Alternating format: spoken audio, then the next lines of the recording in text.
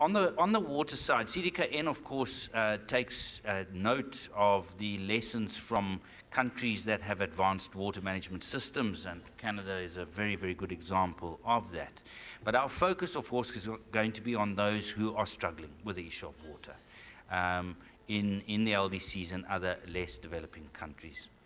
And my job really is to have listened to everybody here and take some messages back to my board on the sorts of things that we need to do around the water challenge. The CDKN doesn't have huge amounts of money. We're not a financing institution as such, but we have some 50, 60 million pounds, which we need to use as a very focused leverage opportunity in a number of areas. And I'll quickly summarize a few of those from the inputs that were given.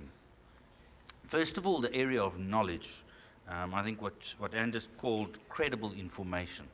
The problem with this is that the knowledge about climate change impacts and their significance for water is highly difficult to obtain in an accurate way.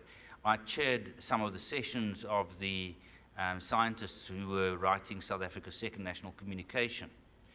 And they were talking about the impact of climate change on water, and there were maybes in every second sentence.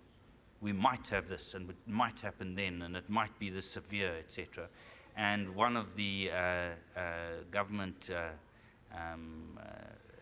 people walked into the room and said, all these maybes don't tell me whether I should build that dam for $1 billion at that time and there. So the difficulty, first of all, is arranging science in such a way that it gives us relatively credible information with predictability. And this is a problem of modeling and understanding, and certainly CDKN should play a role. This is frontline research work that needs to be done so that politicians and officials in governments can start making the financing and development decisions that are necessary. The second, of course, is that adaptation is a problem of additionality. What is additional to the climate variability that will drive normal development decisions around water management? What are the black swans that we're going to have to deal with? Your Pakistani black swans are flying in every second year by the looks of it. And what is needed from an infrastructure and finance perspective for that, for those purposes.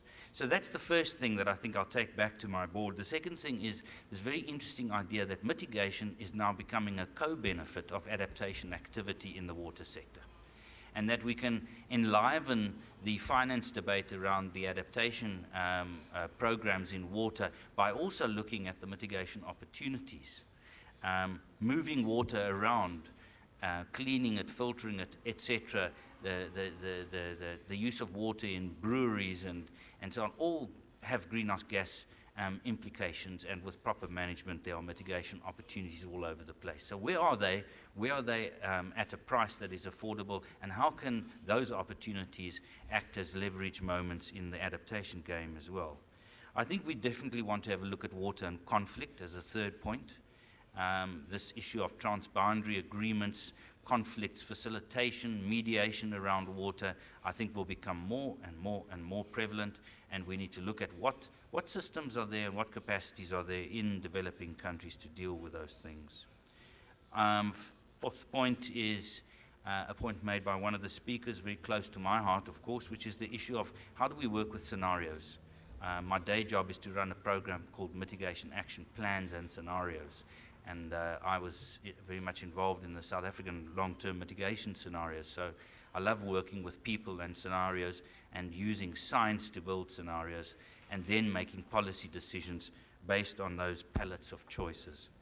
And finally, I think the issue of governance is going to be an important one. And of course, wherever there is big flows of finance, there are big governance risks. So perhaps those are also issues that we will focus on over the medium and long term.